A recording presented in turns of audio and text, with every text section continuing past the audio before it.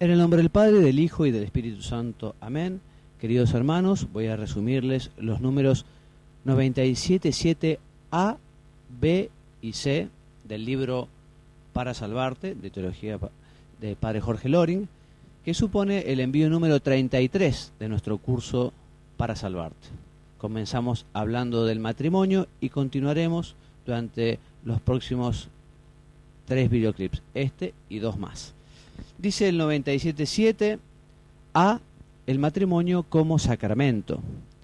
Y el Padre Jorge dice que es un sacramento en el cual, por el mutuo consentimiento de los contrayentes, expresado legítimamente, con libertad y sinceridad, Dios bendice y santifica la unión del hombre y la mujer y les concede la gracia para santificar su unión conyugal y cumplir los deberes matrimoniales. Sabemos que el matrimonio es un compromiso, es una alianza, es una comunidad de vida y de amor. Después de que los cónyuges dan su consentimiento válido, se genera un vínculo entre los dos para toda la vida. Nos dice el número 1664 del Catecismo: la unidad, la indisolubilidad y la apertura a la fecundidad son esenciales en el matrimonio. Más adelante nos recuerda el Padre Jorge que para la validez del matrimonio basta que los contrayentes no ignoren que se trata de una sociedad permanente entre el hombre y la mujer para tener hijos, y que si el consentimiento es válido, si este es libre y sincero y se manifiesta según la fórmula eclesiástica, entonces estaremos ante un matrimonio válido. De este tema hablaremos un poquito más adelante también. Básicamente, sabemos todos, el matrimonio es uno con una y para siempre. No es lo mismo matrimonio que vivir en pareja, no es lo mismo el matrimonio que las uniones de hecho. Evidentemente, estas uniones, no sé, igual que la unión homosexual, por supuesto, ofenden a la dignidad del matrimonio y destruyen la verdadera idea de familia. Padre Jorge recomienda que para recuperar la felicidad en la sociedad moderna, vale la pena volver al matrimonio, recuperar el matrimonio. Las leyes del matrimonio son independientes de la voluntad de los contrayentes. No son los contrayentes los que crean un modelo matrimonial. Ellos son libres de aceptarlo o no, pero Dios desde la creación quiso que el matrimonio tuviera unas determinadas normas, unas determinadas leyes, unas determinadas características. Para los católicos el único matrimonio válido es el sacramental. No hay matrimonio sin sacramento y viceversa. Si no hay sacramento, no hay matrimonio. Es un sacramento que hay que recibirlo en estado de gracia. Quien se casa en pecado mortal, ¿se casa? Sí, se casa. Es un matrimonio válido, pero se casa de un modo ilícito, en el sentido de que comete un sacrilegio. Como hemos dicho anteriormente, vale la pena, conviene que los contrayentes hayan recibido el sacramento de la confirmación por todo lo que supone la ayuda del Espíritu Santo.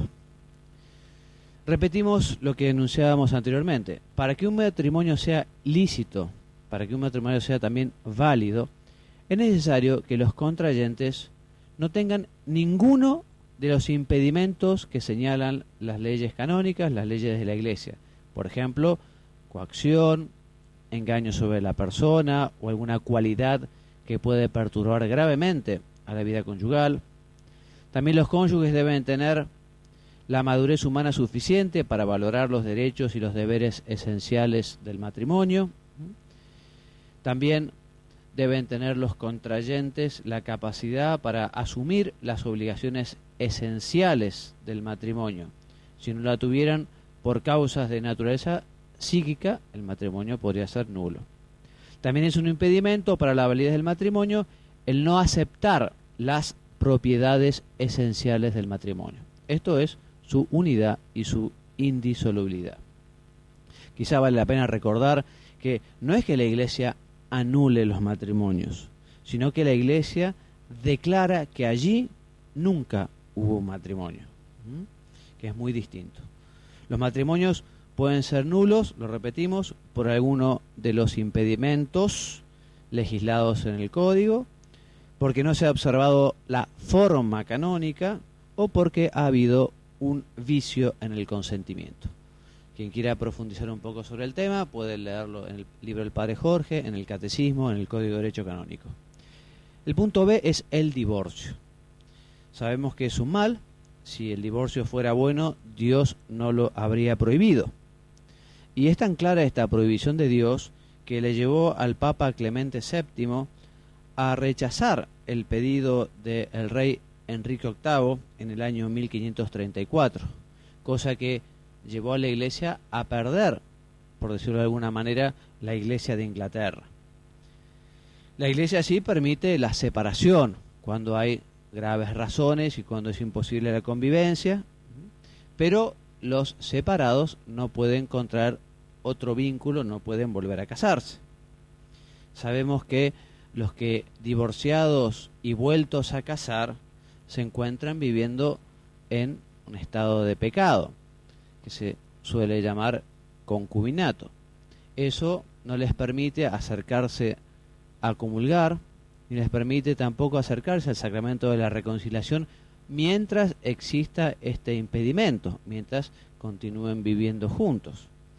Ahora bien, puede llegar a haber una excepción si es que esa unión, esa segunda unión, es necesaria, por ejemplo, para la educación de los hijos, en fin, hay razones, y estas personas que viven juntos sin ser esposos se comprometen a vivir como si fueran hermanos, en la total continencia. Pueden acercarse al sacerdote, manifestar esta voluntad, recibir la absolución y comulgar en un lugar donde no generen escándalo, un lugar, digamos, donde no los conozcan.